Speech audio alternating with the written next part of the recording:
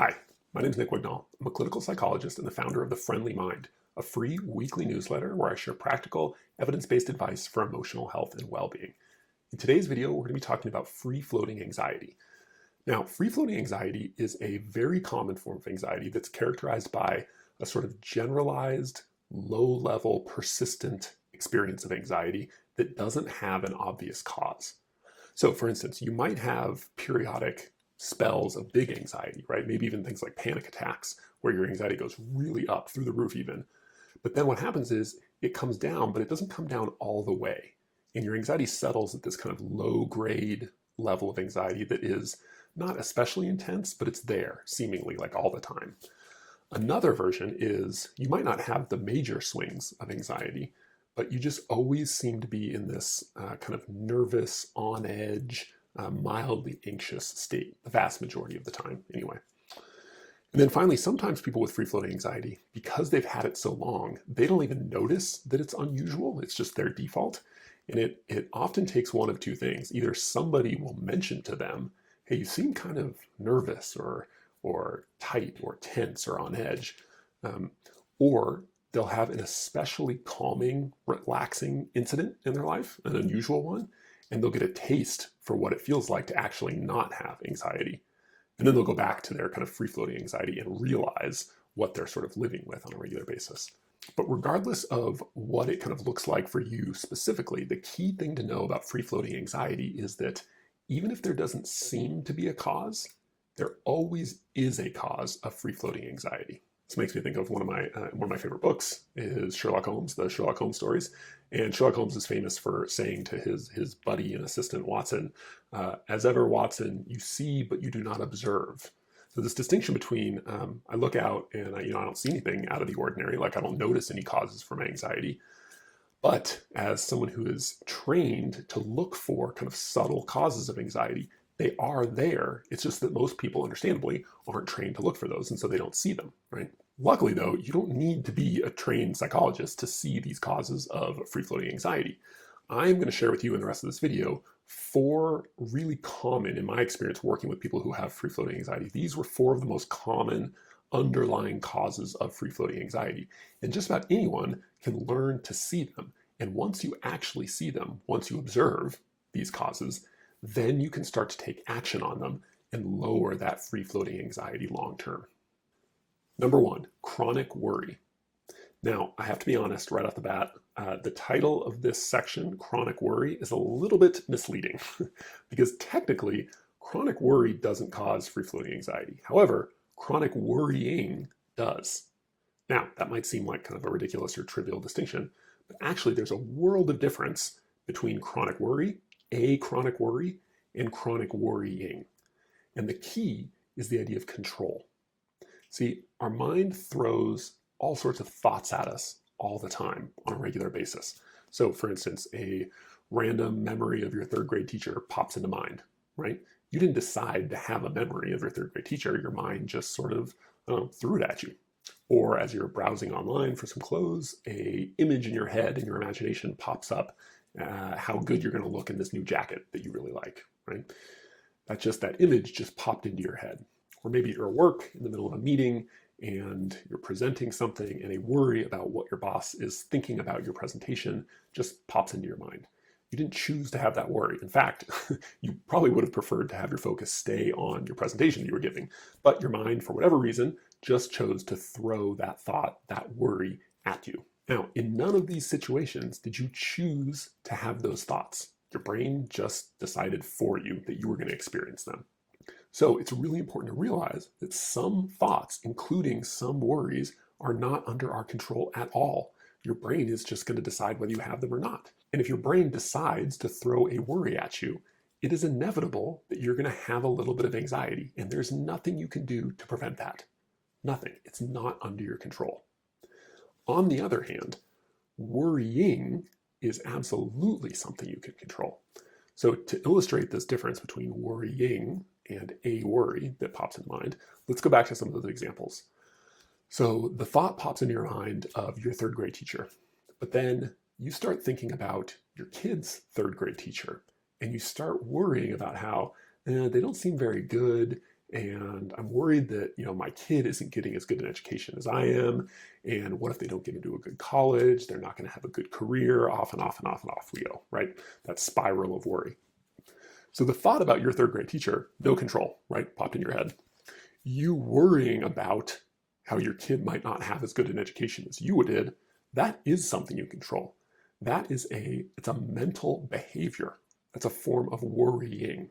Or let's think about that example with, the worry in the meeting about what your boss is thinking of your presentation. Again, that worry you couldn't control. That just happened to you. What you can control is whether you continue to elaborate on that worry and think about, oh yeah, my boss, she thinks I'm really uncreative, and what happens if I get fired or let go? I'm never going to find a job as good as this one. On and on it goes, right? Again, that worry kind of spiral. The key thing is that initial worry, a worry, not something you can control, didn't decide on, right? The decision to continue worrying, that was something you decided on and can control, especially as you become more aware of that habit and start practicing doing something differently. Now, this distinction between a worry and worrying, it's really critical for any type of anxiety, but it's especially important for free-floating anxiety because it illustrates how free-floating anxiety, most of free-floating anxiety, is actually self-inflicted. See, you're going to inevitably feel anxious a little bit when the occasional worry pops into mind. But people with free-floating anxiety, they've developed the habit, and often they're not really aware of it, how often they're doing this, but they've developed the habit of worrying in response to anxiety. So in addition to that initial little burst of anxiety that came from the first worry that they couldn't control, this habit of worrying, elaborating on their initial worry and anxiety, leads to way more anxiety in the long term. In fact, it leads to so much anxiety that it's just sort of persistent. When this habit of worrying about a worry really gets entrenched, you end up just kind of constantly worrying a little bit and therefore constantly feeling kind of low-grade anxious, which is the definition of free-floating anxiety. So to kind of sum all this up, if you're constantly worrying, you're going to feel constantly anxious. And the implication of this is if you want to feel less anxious on a regular basis, you need to stop doing so much worrying. You need to be able to identify and become aware of, often painfully aware of, this chronic habit of worrying in response to worries, and then work to undo it, to replace it with something healthier. So a really good first step to start to kind of unwind this habit of chronic worrying is whenever you notice yourself feeling that free-floating anxiety, you want to ask yourself, what thoughts were running through my head right before I noticed feeling anxious? Now, in the beginning, you're not going to notice a whole lot, but if you stick with this, you will start to become more sensitive to the worrying that is generating the anxiety. So it's a really powerful question to reflect on with yourself. What are the thoughts running through my mind that are generating the anxiety I'm feeling? Because if you can practice catching yourself in the act of worrying, you're going to be well on your way to having a lot less free-floating anxiety. And in a lot of cases, you can get rid of it entirely simply by undoing this habit of chronically worrying. Now, if you want to learn more about how to manage chronic worrying in an effective way, I have a few articles that I will link to in the description of this video, so you can look at those. And one is 4 ways to stop chronic worry. It's a really good place to start. And then if you want something deeper and more in depth, I teach a course called Creating Calm, which is all about my kind of step-by-step system for undoing chronic worry and anxiety. So again, there's a link to that in the description too. Now we're going to move on to our second cause, which is the need for control. Now, need for control is one of those kind of therapy culture terms that you hear people throwing around a lot without necessarily thinking carefully about what they actually mean or what it means, this need for control. So even though it's misused quite a bit, it does actually get at an important concept and experience and ultimately important habit that a lot of people who struggle with free-floating anxiety have. And that is they tend to get anxious whenever they're presented with a situation in which they lack control, when they feel like they should have more control than they do. Then, to alleviate that anxiety, to feel a little bit better, they get into this habit of trying to exert control in some way or another. That might look like giving people advice. It might mean overworking, taking on too much work. It might mean talking too much. It shows up in a lot of different forms. But the key thing to see is that this taking control, trying to exert control, often in an unhelpful way, it's a response to feeling anxious. It's a coping mechanism to help you briefly feel less anxious. Now, the problem is, like all coping mechanisms, it usually ends up turning into an addiction. Because taking control feels so good in the moment, we get kind of addicted to it. Anytime we start to feel the anxiety that comes with lack of control, we immediately go to, I'm going to do something. I'm going to take control of the situation. I'm going to start talking. I'm going to start giving orders. I'm going to give advice, whatever it is. Unfortunately, like all addictions, this becomes a vicious cycle where you feel anxious, you temporarily exert control to feel less anxious, but then you increasingly are less confident in your own ability to just handle anxiety instead of doing something to try and make it go away. So your need for control continues to ratchet up and up and up. And as it does, your anxiety ratchets up and up and up. And this kind of vicious cycle of anxiety followed by control, followed by more anxiety, this is one of the primary mechanisms by which free-floating anxiety gets generated and maintained. Now, the key to breaking out of this cycle is to come to terms with a very important distinction, which is that just because you want control doesn't mean you need it. Like I mentioned, often this desire for control, it's really just a coping mechanism. It's a way to help us alleviate anxiety.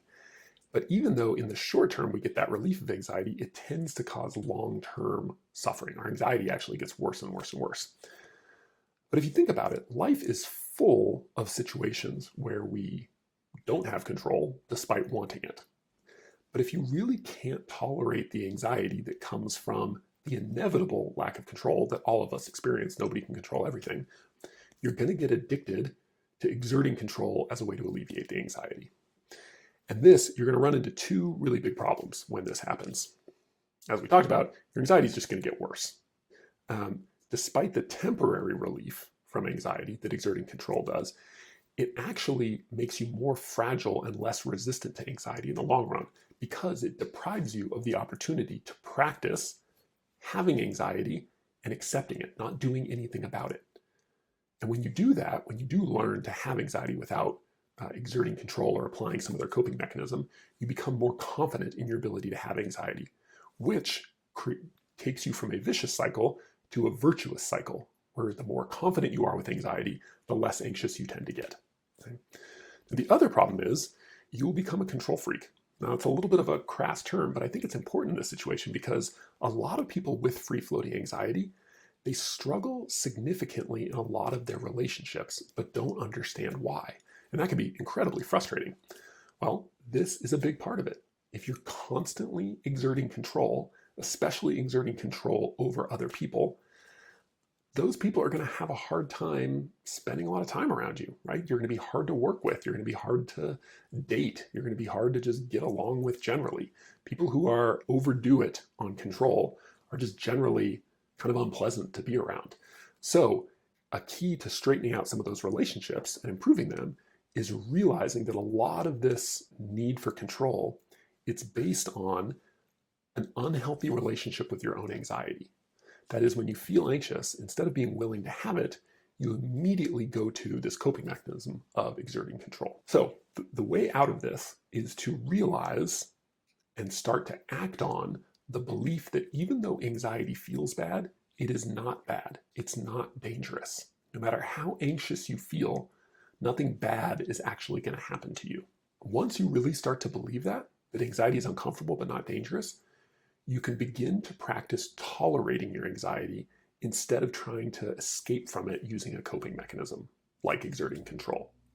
Now, if you want to get better at tolerating your anxiety, there's a few different things you can do, but one of the best things is to learn how to validate your anxiety. Now, validation is a very straightforward technique, and all it means is when you feel anxious, you take a brief moment. This is not a long thing. Just really briefly, you pause and remind yourself that no matter how bad you feel, it's not bad to feel that way. No matter how anxious you are, it's not bad or dangerous. It's uncomfortable, yes, it sucks. You wish you didn't feel that way, but it's okay. Just because it feels bad doesn't mean it is bad. And then further, it's understandable. Even though you don't like feeling anxious, you spend a lot of time building up habits like chronic worrying or exerting control as a way to alleviate anxiety that are going to produce a lot of anxiety. So even though we're working to undo those habits, when you feel anxious, you want to remind yourself, it's not surprising actually that I feel anxious because I've spent so long building up these habits that cause anxiety.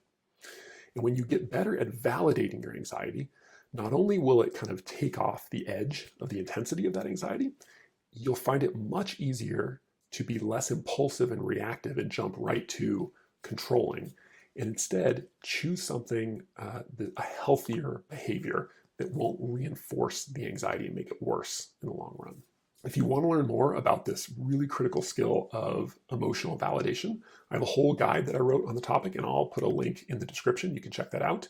And then I also teach another class only once a year. It's a live class called Mood Mastery, where we get really in-depth into emotional resilience and practical skills that you can build, one of which is validation. We go deep on how to get really good at validation so that we can be more resilient to difficult emotions like anxiety. So you can check that out. There's a link in the description as well for that. Number 3, trigger dodging. Chronic anxiety is always maintained by avoidance, and that includes free-floating anxiety. So here's an example of how this works. Let's say you have a coworker named Jill, and Jill is a trigger for you. She's a trigger for your anxiety in particular because she tends to be hypercritical, really judgmental, just constantly like kind of picking holes in people. And so you've gotten into this habit of generally trying to avoid her. If you know she's going to be in a meeting, you find an excuse to get out of a meeting. If you see that she's in the break room, you eat your lunch somewhere else, stuff like that. This makes sense. It's natural to avoid things that trigger us to be uncomfortable. But the key question you have to ask yourself is, what is this avoidance teaching my brain? What's your brain seeing when every time Jill shows up, you immediately run away and start going somewhere else?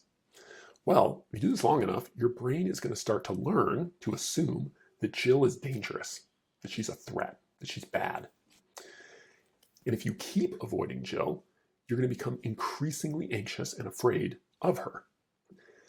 Let this go on even longer, you're going to start generalizing this pattern to other people. Anyone in your life who triggers even a little bit of anxiety, you're going to use that same technique of avoidance. You're going to start kind of subtly, not in major ways at first, but subtly kind of avoiding or trying to escape people like this.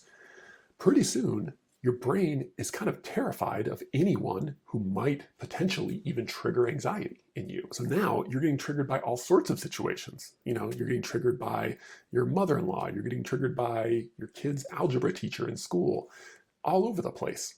Of course, the terrible vicious cycle here is the more you start avoiding these people, the more anxious you get, and the more people turn into anxiety triggers. In other words, avoiding triggers, ironically, creates more triggers and all the anxiety that goes with them. In fact, in years of working almost exclusively one-on-one with people with anxiety, I have never seen the avoidance of triggers lead to less anxiety. In fact, it always leads to the opposite. And that's because avoidance doesn't work for anxiety, not long-term, including the avoidance of triggers. And again, it tends to perpetuate it. So what are you supposed to do then with these people who are triggers for anxiety? People or situations. It doesn't have to be people necessarily. The first thing, and this is really important, this is a mindset thing, but it's really critical. You need to stop thinking of people as causes for anxiety and remember that it's your thoughts about people or about situations that causes you to be anxious. So for instance, your coworker's judgmental, sarcastic smirk at you, that doesn't cause you to be anxious. It's your thoughts about what that smirk mean that lead you to feel anxious. Or let's say your mother-in-law's tendency to be hypercritical with your kids. Her criticism of your kids doesn't make you anxious. It's the story you tell yourself about how much she's damaging their psyches. That's what makes you anxious. Or take your son's overly strict algebra teacher. Her giving your son B's instead of A's, that doesn't make you anxious. It's your interpretation of what those B's mean. He's not going to get into good school. He's not going to get a good education. He's going to have an unhappy career, all that kind of spiraling and catastrophizing, right? That's what's causing your anxiety. So again, things don't cause us to be anxious. It's our thoughts about things that make us anxious. We need to get it out of our head that anxiety is this thing that happens to us and realize, however uncomfortable, that anxiety is primarily a self-inflicted problem. And a lot of that problem comes from the understandable but ultimately counterproductive habit of avoiding triggers or situations that tend to lead us to be anxious. So now that you have this distinction in your mind of it's not things, it's our thoughts about things that leads to anxiety, the next step is physically, instead of avoiding these triggers for anxiety, we need to start doing the opposite. You need to get better at confronting those triggers and learning how to respond to your anxiety in a healthier way. For example, when your coworker, what do we call her? Jill. When Jill makes some sort of nasty critical comment about some piece of work, you might chalk it up to, well, maybe she's going through a really difficult period in her life right now, and we don't understand why, but that's making her kind of irritable, anxious, and it's coming across as criticism. Or even better, maybe you say to yourself, you know what? Yeah, I really don't like this habit of hers of being so critical. Maybe I need to have a conversation with her. Maybe I need to be assertive and bring this up in a respectful and kind, but clear, assertive way. Or with the example of your son and the overly strict algebra teacher, instead of immediately ruminating on how unfair and unreasonable the teacher can be, you could use it as an opportunity to talk to your son about how to deal with difficult authority figures in a healthy way. So difficult as it may be, the only way to become resilient and strong in the face of anxiety is to practice confronting and tolerating it instead of avoiding it and running away from it. So if you struggle with free-floating anxiety, it's really worth taking a little bit of time and asking yourself this question and really reflecting on it. Where in my life do I have anxiety triggers that I tend to avoid? You want to kind of take an inventory and first just map out, where are these? What are the patterns of my trigger avoidance, my trigger dodging?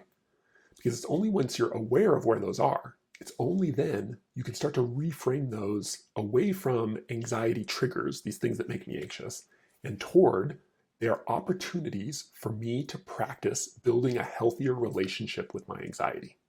Number 4, procrastination. Now, typically, we tend to think of the relationship between anxiety and procrastination like this. Anxiety leads to procrastination. And that's true. For instance, a student who has to write a term paper, but they are anxious because they're not really sure where to start and they weren't paying attention super well for the second half of the semester. As a result of that anxiety, they start procrastinating because if they go play video games or hang out with their friends instead of sitting down to try and write the paper, it temporarily distracts them from that anxiety. So anxiety leads to procrastination. Or another really common one is, say you're a leader or a manager at work and you tend to procrastinate on giving negative feedback to one of your direct reports because basically you're anxious about their feelings getting hurt. You don't want to be the bad guy.